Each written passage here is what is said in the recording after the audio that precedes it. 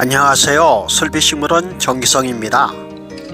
이 시간에는 무늬 동백나무 접목 방법에 대하여 말씀드리겠습니다. 접목의 장점은 모수의 형질을 그대로 이어받을 수 있고 삽목에 비하여 빠른 수세의 성장을 도모할 수 있을 뿐만 아니라 개화 연령을 앞당길 수 있다는 점입니다.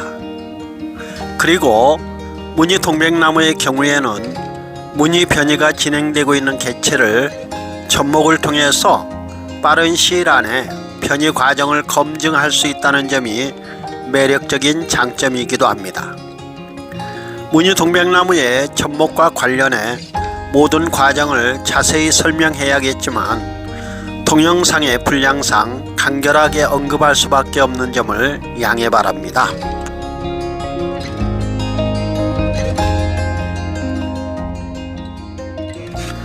먼저 대목의 준비에 대하여 말씀드리겠습니다. 무늬 동백나무를 접목하기 위해서는 먼저 대목을 준비해야 합니다. 첫째, 실생묘 대목입니다. 실생묘를 대목으로 사용하기 위해서는 최소 3년 이상 성장한 묘목이 좋습니다. 사실 5, 6년의 실생묘가 접목에 가장 유리하다고 합니다. 하지만 오랜 세월을 준비하기엔 어려움이 있겠죠. 제 경우에는 실생묘의 경우에는 2년 6개월을 성장시킨 후에 화분에 이식하여 6개월 정도 안착시킨 실생묘를 대상으로 접목을 합니다. 둘째, 굵은 반목대입니다.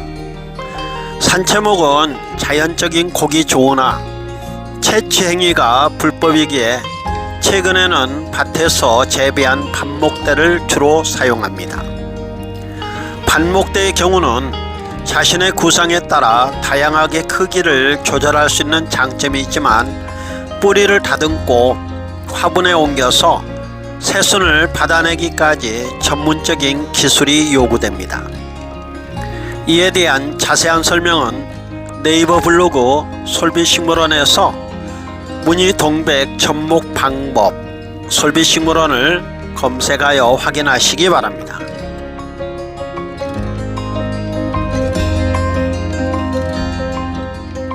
다음은 접목의 시기에 대하여 말씀드리겠습니다.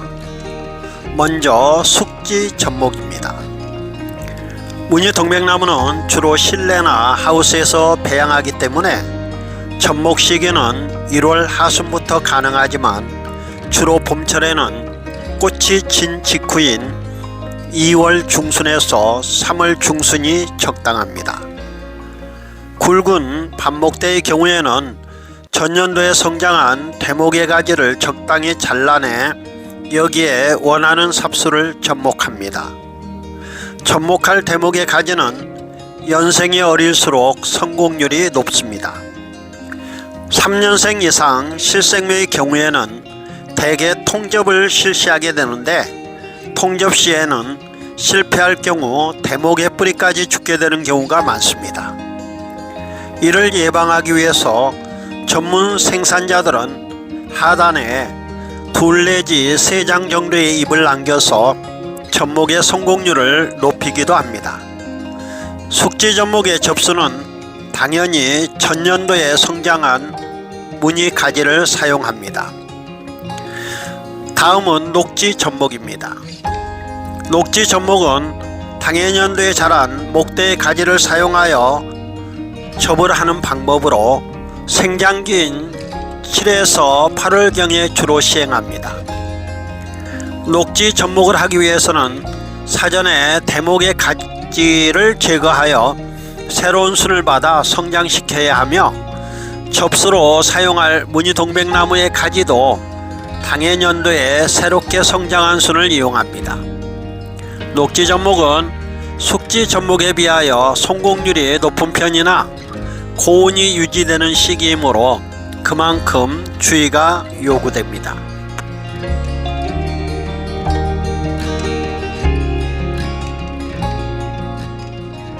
이제 접수 준비에 대하여 말씀드리겠습니다. 어떤 접수를 사용하는가에 따라 접목의 성공 여부와 신화의 성장 속도에 많은 영향을 주기 때문에 접수의 준비는 매우 중요합니다. 다음은 접수 준비 시에 유의해야 할 사항입니다. 첫째, 접목에 가장 유리한 접수는 눈이 막 움직이기 직전의 접수입니다. 둘째, 어떤 식물의 경우에는 사전에 접수를 채취하여 저온, 즉 0에서 2도 사이에서 접수를 한 달 정도 보관하지만 무늬 동백나무는 바로 접수를 채취하여 접목해도 큰 문제가 없어 대개의 경우 바로 접수를 채취하여 접목합니다. 셋째, 접수는 반드시 눈이 뚜렷하게 발생한 것을 사용해야 곧바로 신화가 성장합니다. 눈의 발생이 뚜렷하지 않은 경우는 성장이 느리거나 멈춥니다. 따라서 접목할 시기에 접수의 상태와 목대의 신의 상태가 1차적으로 성공률에 가장 중요한 요인입니다.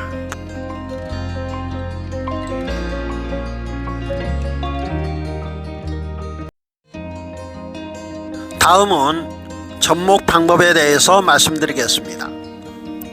초보 애동인들이 가장 궁금해하는 것이 접목 방법입니다. 접목은 다른 나무와 마찬가지로 형성층을 맞추는 작업이나 다른 식물에 비해 동백은 수월한 편입니다.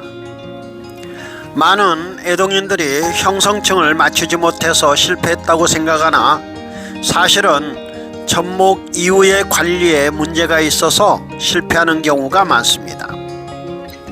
동백나무는 대목과 접수 간의 관다발 연결이 상대적으로 느린 식물이기에 접목한 이후의 환경 조성이 매우 중요합니다. 접목으로 인해 대목을 절단한 경우에 자른 부분에 수액이 고이면 자른 상태에서 2 내지 3일 경관 후에 접을 붙이는 것이 좋습니다. 접목은 대목의 껍질 부분과 재질 사이를 세로로 가르고 거기에 접가지에 밑을 붙이는 접목 방법 깎기접, 다른 말로 절접이라고도 합니다. 깎기접을 주로 사용합니다. 그림을 통해서 동백나무에서 행해지는 깎기접을 확인하기 바랍니다.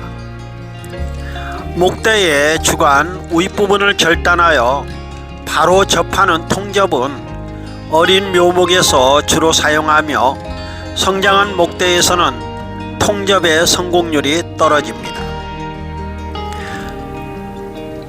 접목한 후에는 접목한 부분에 접목 테이프를 잘 감아주어 수분의 발산을 억제해야 합니다. 그리고 증산 억제와 습도 유지를 위해 반드시 비닐봉투를 씌워야 합니다. 대량 생산을 위해서 터널식 비닐을 씌우기도 하나 개별적으로 비닐을 씌우는 것이 성공률을 높여줍니다. 비닐로 습도를 유지합니다. 접목 후에는 7일 정도 물을 주지 않는 것이 좋습니다. 동백나무는 물을 좋아하므로 물관이 발달되어 과습할 경우 곰팡이 발생으로 성공률이 떨어집니다.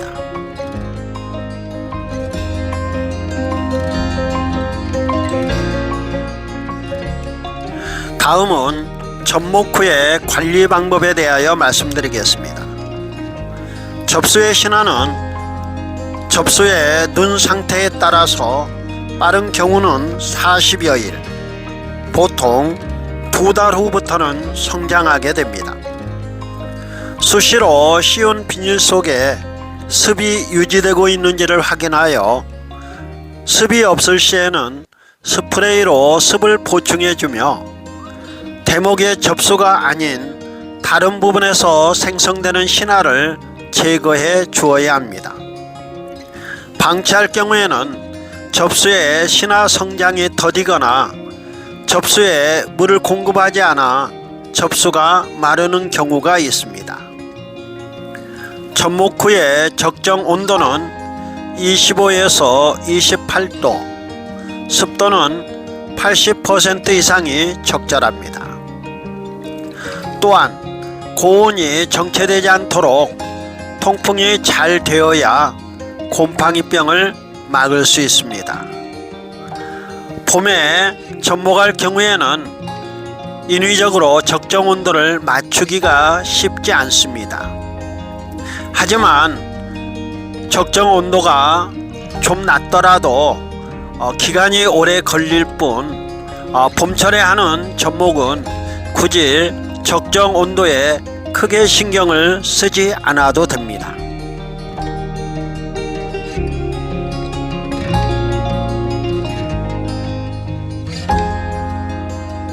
마지막으로 접수 성장 후의 관리에 대하여 말씀드리겠습니다.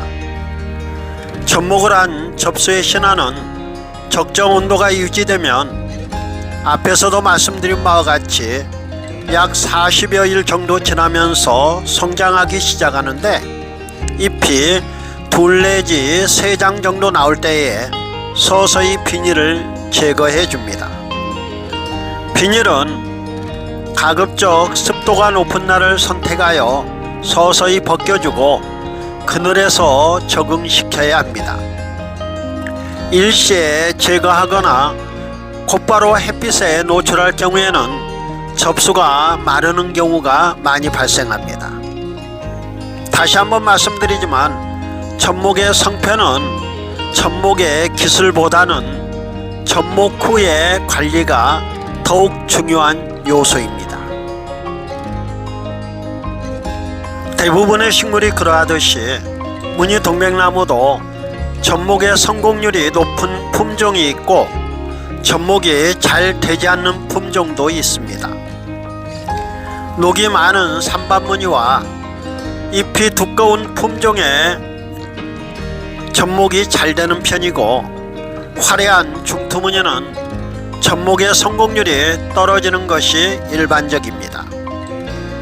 이는 각자의 경험과 자신의 배양 환경에서도 많은 영향을 받기 때문에 항상 자신의 환경에 맞는 접목을 구현하기 위한 노력을 게을리해서는 안됩니다.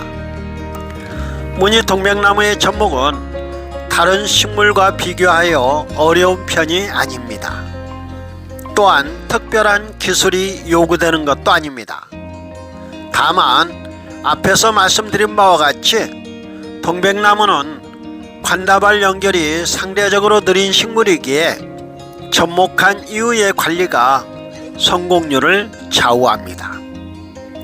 지금까지 솔비식물원 정기성이었습니다. 구독과 좋아요는 무늬 동백나무와 관련한 더 유용한 자료를 제작하여 보급하고자 힘쓰는 제작자에게 큰 힘이 됩니다. 감사합니다.